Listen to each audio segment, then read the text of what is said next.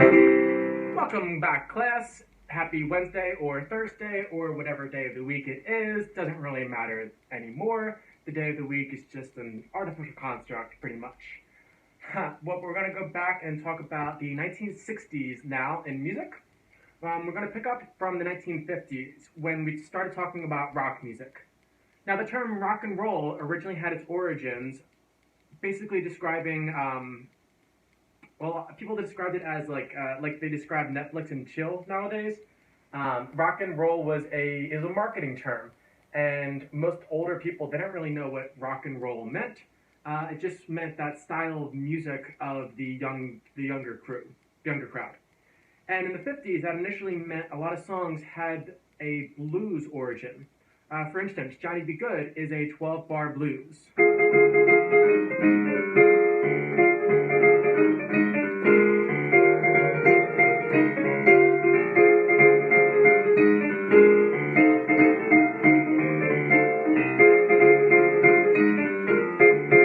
So on. That's 12 measures right there. And a lot of other 50s songs had a fairly simple structure in the chord progression, perhaps.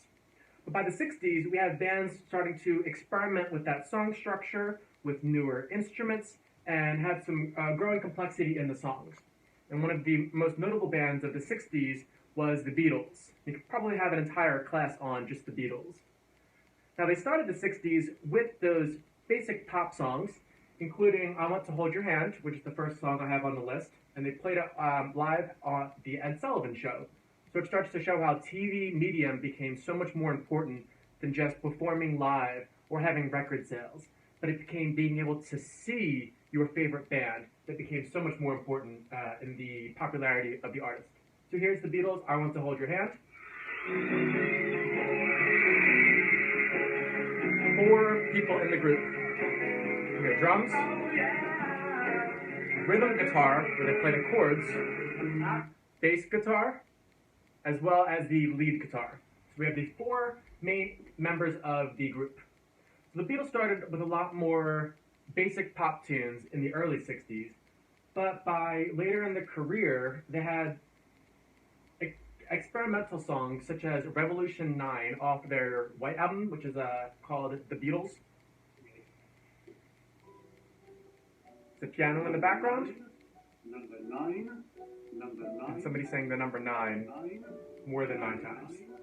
Number 9. Bit of a weird experimental piece, but they also wrote a lot of other songs varying from ballads to epics, and other artists in the 60s kind of followed their lead as well. You have the Beach Boys, which started out as very basic surfer rock songs like Surfing in the USA, but later in the 60s, I think around 1965, their composer Brian Wilson wrote Good Vibrations, which starts out with the basic organ, some basic vocals.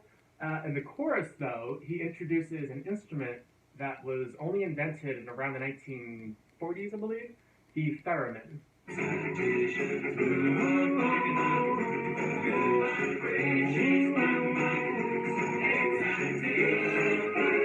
I recommend you listen to that so you can listen for that melody line. This is the theremin. I included an example around the 15-second mark on Over the Rainbow.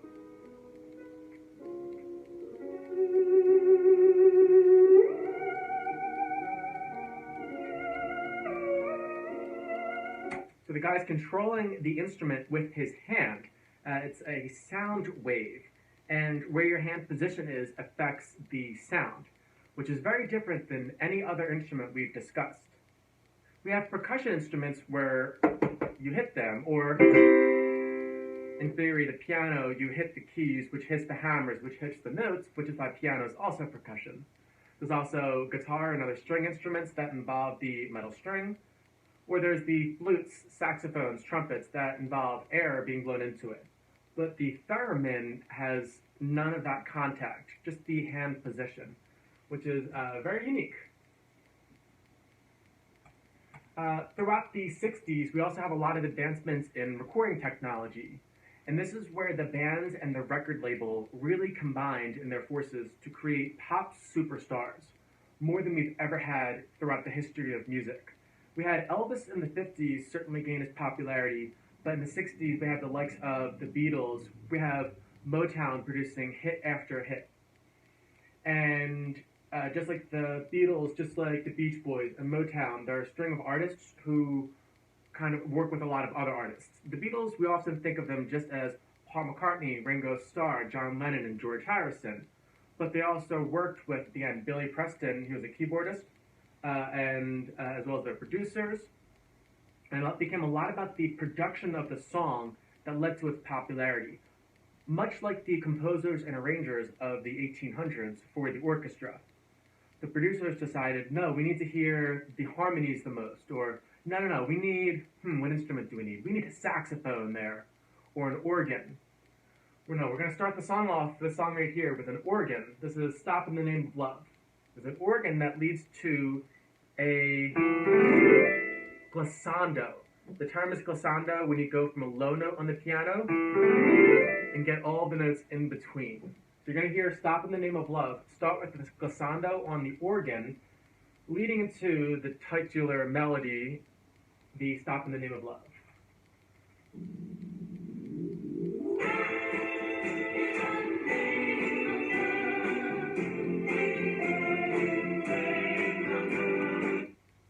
Did you hear any other instruments in there? If you were following that on your own, I want you to stop this recording, go back and listen to it again. All right, welcome back. If there's enough time that passed. So you probably heard there's a tambourine in the background, there's percussion, and there's horns. Now the horns are sometimes tough to figure out which exact ones they are. Often it's going to be trumpet and some sort of saxophone, and they might also have strings as well. So we're going to switch over to Martha Reeves and the Vandellas, their song Heat Wave, another song in the Motown era. It is also a bit more of a shuffle, which shows rock and roll and Motown's origins in the jazz era. The term Motown refers to Motown Records, but it was often Motown Records who had the orchestra to back up the band, or they had the CDs to press, or back then it would have been vinyls and 8-tracks. CDs didn't come out until the 80s.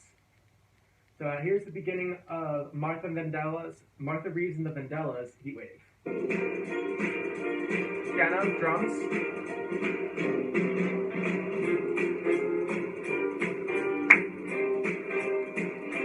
Two things in there. Clapping on 2 and 4.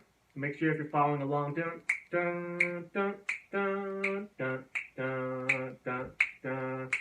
You clap on 2 and 4, not 1 and 3.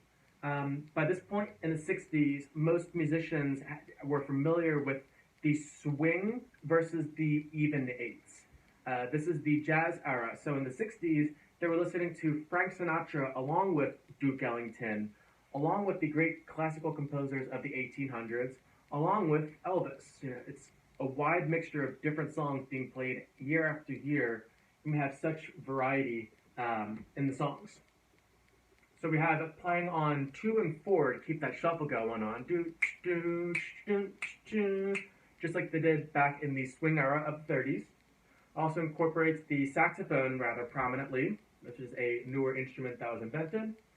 And it also incorporates a lot of vocals. The start of the song features a high alto belting out as opposed to using her falsetto. Listen out for that.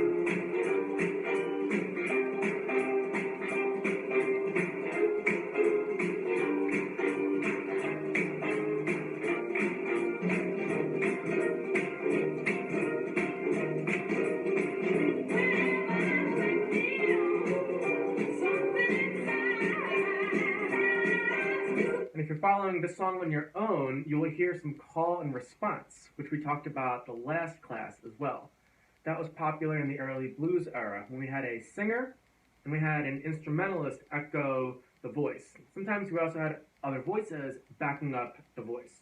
We have a soloist singing the melody, and they were singing the background oohs and harmonies, or echoing those words as well. Now, the 60s were an era of big groups of musicians as well as the solo artists. I'm going to continue on 2 more artists. One is, you probably all know, Aretha Franklin. This is her song, Respect.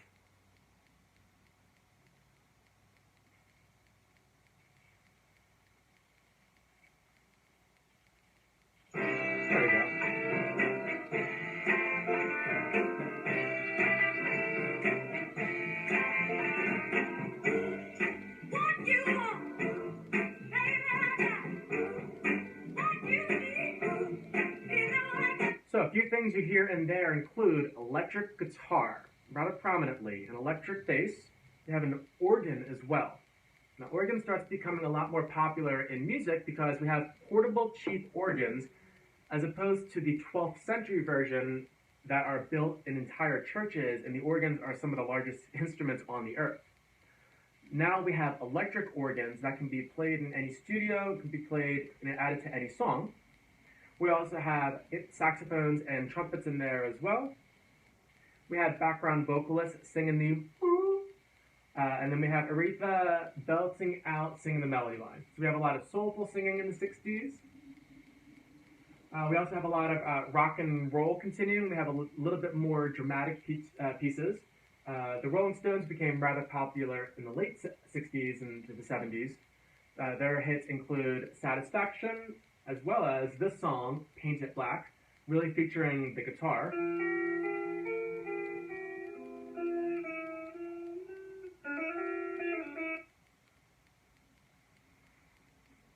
But perhaps most associated with the 60s is Woodstock, which is a concert at the end of the 60s and is also your homework assignment.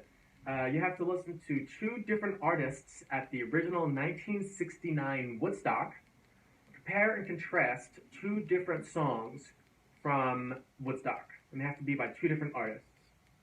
So perhaps most associated with the guitar is Woodstock and Jimi Hendrix, specifically at Woodstock.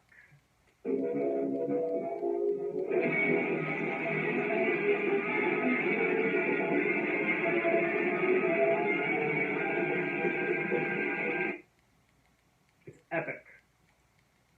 It is really overdrive on the guitar, which is an effects that goes from the guitar plugged into an effects pedal, which causes the distortion, and which then gets amplified by the speakers. By the 60s, we have widespread speaker systems, amplification, we have electric keyboards, electric organs, we have early synthesizers, and we have multi-track recording to make sure that the artist can get the best sound for their compositions. So that is our discussion on the 60s. We will pick it up with the 70s. Thank you, class. And again, your homework is to compare and contrast two different songs by two different artists at the 1969 Woodstock. That's one song by two different artists at the original Woodstock. Have a good one, class, and I will see you next time when we talk about the 1970s and 80s. Thank you, class. Have a good one.